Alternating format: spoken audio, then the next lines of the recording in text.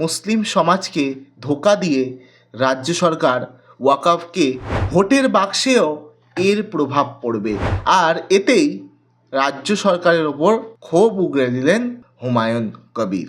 আজ কথা বলবো ভরতপুরের সেই তৃণমূল বিধায়ক যিনি এই মুহূর্তে দাঁড়িয়ে রাজ্যে একেবারে আলোচনার কেন্দ্রবিন্দুতে উঠে এসছেন।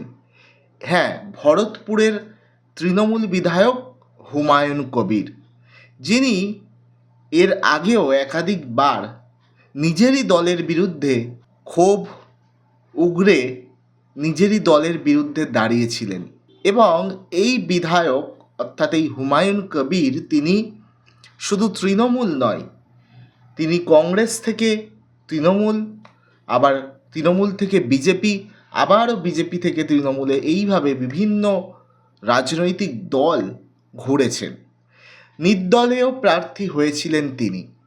আর আজ কথা বলবো সেই হুমায়ুন কবিরের বিষয় নিয়ে। তবে আপনারা সকলেই জানেন যে তিনি মুর্শিদাবাদের বেলডাঙাতে বাবরি মসজিদ নির্মাণের জন্য ঘোষণা দিয়েছেন। আগামী 6ই ডিসেম্বর তিনি ভিত্তিপ্রস্তর স্থাপন করবেন বলে জানিয়েছেন। তবে সেটা কতটা হবে সেটা এখনও সঠিক নয়। যদিও আজকে আলোচনার বিষয় এটি নয়, আজকে আমাদের আলোচনার বিষয় হচ্ছে হুমায়ুন কবির এসআইআর এবং এই যে আপনারা জানেন যে একটা ইস্যু রাজ্যে তথা গোটা দেশে চলছে, ওয়াকফ ইস্যু।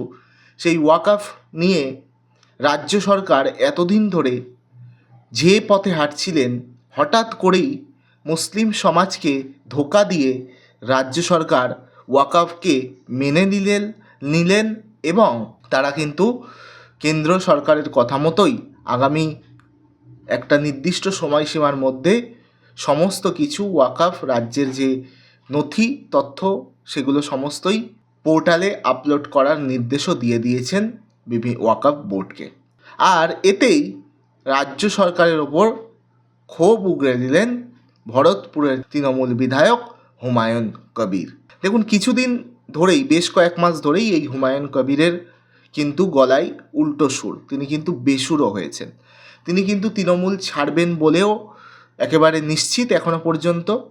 এবং তিনি যে বাবরি মসজিদ তৈরি করবেন সেটাও কিন্তু দলের বিপক্ষে গিয়েই, দল কিন্তু তাকে সহযোগিতা বা দল কিন্তু এই সমর্থন জানাচ্ছে না এই কাজে। তিনি নিজে থেকেই করবেন এবং তিনি তৃণমূল ছাড়বেন এমনটাও কিন্তু ঘোষণা করে দিয়েছেন। আগামী নির্বাচনে নতুন দল 2026-এ তিনি নতুন দল আত্মপ্রকাশ করবেন এবং সেই দল মুর্শিদাবাদ জেলায় তিনি কিন্তু চালাবেন। এবার প্রশ্ন সেখানে নয়, এই যে ওয়াকফ নিয়ে রাজ্য সরকার এতটা আন্দোলন, মুখ্যমন্ত্রী মমতা বন্দ্যোপাধ্যায় বিভিন্ন মিটিং মিছিলে তিনি জানিয়েছিলেন যে ওয়াকফ দেশের অন্যত্র লাগু হলেও এ রাজ্যে তৃণমূল কংগ্রেস ক্ষমতায় আছে, এ রাজ্যে ওয়াকফ কোনো মতেই লাগু হতে দেব না, এমনটা কিন্তু হুঁশিয়ারি দিয়েছিলেন মমতা বন্দ্যোপাধ্যায় এবং রাজ্যের সংখ্যালঘু সম্প্রদায়কে আশ্বস্ত করেছিলেন তৃণমূল সরকার। কিন্তু কি দেখা গেল, কার্যত ওয়াকফ মেনে নিতে বাধ্য হলেন তৃণমূল কংগ্রেস অর্থাৎ মমতা বন্দ্যোপাধ্যায়। ঠিক যেমন এসআইআর হতে দেব না, এসআইআর করতে দেব না, এ রাজ্যে এসআইআর হবে না, প্রাণ থাকতে এসআইআর করতে দেব না। কিন্তু কি দেখলাম, এসআইআর এ রাজ্যে হলো। তাই অযথা বাংলার মানুষ এবং বিশেষ করে সংখ্যালঘু সম্প্রদায়ের মানুষ, তাদেরকে এটুকু আমরা সাংবাদিক হিসাবে বলতে পারি যে এই যে তৃণমূল কংগ্রেস বিভিন্ন সময় বিভিন্ন কিছু বলে, এটা হতে দেবো না, এটা করতে দেবো না, ভারত সরকার কোনো আইন আনলে, সেটা কিন্তু ওই বলার কিছু দিনের মধ্যেই দেখবেন ওটা হয়ে যায় এই রাজ্যে। তাই বিশ্বাস জিনিসটা খুব ভেবে চিন্তে করা উচিত বলে আমি মনে করি বাংলার মানুষের। যে ওটা হতে দেব না, তাই নিয়ে আপনারা ভাবলেন ওই তো বলে দিয়েছেন দিদি, বলে দিয়েছেন তৃণমূল কংগ্রেস, বলে দিয়েছেন বাংলার সরকার যে এটা এই রাজ্যে হবে না, এটা এখানে হবে না, দিদি বলে দিয়েছেন। এটা ভেবে নিয়ে আপনারা আনন্দে আত্মহারা হয়ে যাওয়ার কোনো প্রশ্ন ওঠে না। যখন ভারত সরকার কোনো আইন এনেছে সেটা মানতে বাধ্য যে কোনো রাজ্য। তো যাই হোক, সেই এসআইআর এবং ওয়াকফ ইস্যুতে রাজ্য তো মেনে নিয়েছে, আর এতেই কিন্তু হুমায়ুন কবির তিনি কিন্তু বলেছেন, কি বলেছেন, তিনি বলেছেন সরকারকে এর খেসারত দিতে হবে, ভোট বাক্সে এর প্রভাব পড়বে। ওয়াকফ নিয়ে উল্টো পুরাণে দলকেই বিঁধলেন হুমায়ুন কবির। দলের বিরুদ্ধে এর আগে একাধিকবার তিনি বিস্ফোরক হয়েছিলেন, আবারও তিনি বিস্ফোরক দাবি করলেন এবং দলের বিরুদ্ধে গেলেন। কি বললেন? নিজের দলের বিরুদ্ধে দ্বিচারিতার অভিযোগ তুললেন। তার বক্তব্য ছিল যে দল তো প্রথম থেকে বলছিল এসআইআর মানবে না, তবুও রাজ্য জুড়ে চলছে এসআইআরের কাজ। তিনি বলেন প্রথম থেকে তো বলছিল এসআইআর করতে দেব না, সেই এসআইআর তো 4 নভেম্বর থেকে পুরো দমে চলছে। বিএলও তো এই রাজ্য সরকারেরই কর্মচারী। তার বক্তব্য একজন ভোটারের নাম 2 জায়গায় থাকা মানে তো ক্ষতি নেই, এক জায়গা থেকে নাম বাদ যাবে। কিন্তু বিজেপি মানুষের মধ্যে ভয় তৈরি করছে এবং বাংলাদেশ পাঠিয়ে দেব এই ভয়টা মানুষের মধ্যে ঢুকিয়ে দিচ্ছে। শুধু এসআইআর নয়, ওয়াকফ নিয়ে, ওয়াকফ যে আইন সেটা নিয়েও রাজ্যের উল্টো পুরাণ, তা নিয়ে দলকে বিঁধেছেন হুমায়ুন। তিনি বলেছেন কিছু বিএলআরও ওয়াকফ সম্পত্তিকে সরকারি জমি করে দিচ্ছে, তার খেসারত সরকারকেই গুনতে হবে।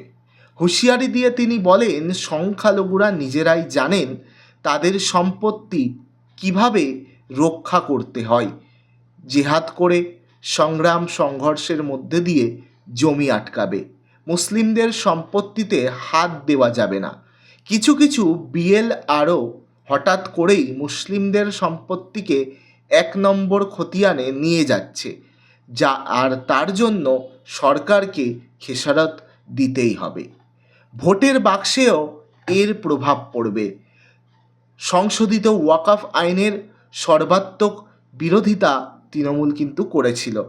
ওয়াকফ সম্পর্কিত যৌথ সংসদীয় কমিটির বৈঠকে এই নিয়ে এতটাই ক্ষুব্ধ হয়েছিলেন সাংসদ কল্যাণ বন্দ্যোপাধ্যায় যে কাচের বোতল আছড়ে ফেলে ভেঙেছিলেন।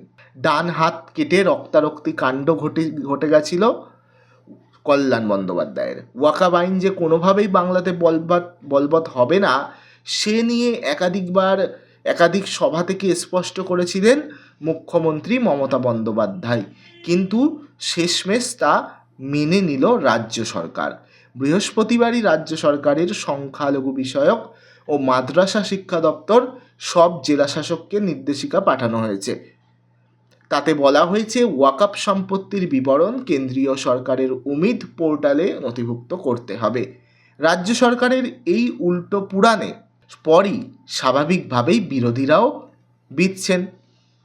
খোদ মুখ্যমন্ত্রী মমতা বন্দ্যোপাধ্যায়ের বিরুদ্ধে দ্বিচারিতার অভিযোগ তুলেছেন রাজ্য বিধানসভার বিরোধী দলনেতা শুভেন্দু অধিকারীও।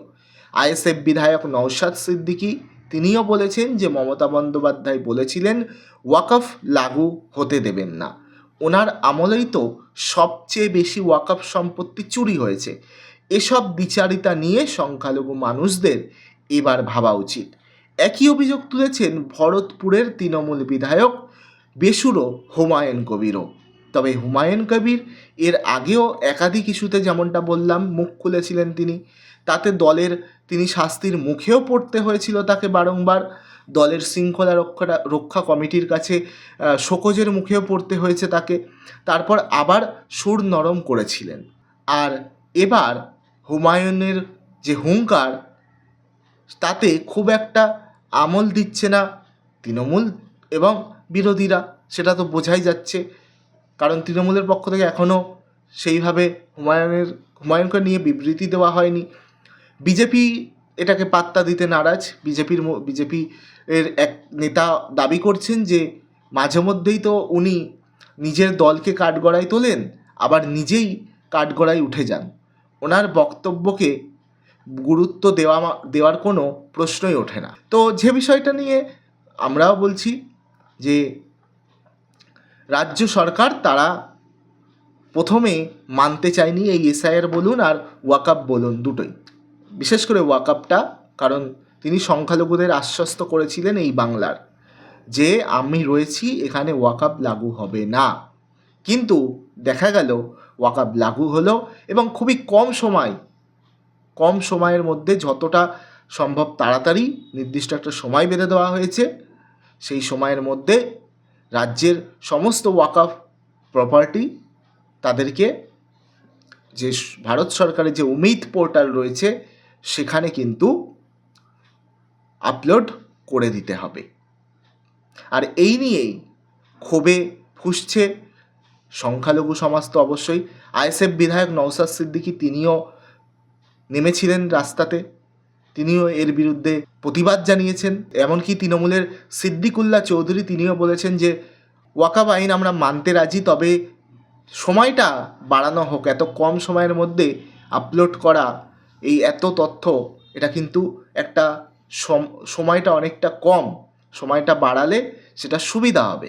যদিও যে একটা খবর দেখছিলাম যে সুপ্রিম কোর্ট কিন্তু এই যে সময় বাড়ানোর যে মামলা তা খারিজ করে দিয়েছে এবং নির্দিষ্ট যে সময় বেঁধে দেওয়া হয়েছে তার মধ্যেই কিন্তু এই কাজ সমাপ্ত করতে হবে, এক্সট্রা কোনো সময় দেওয়া হয়নি।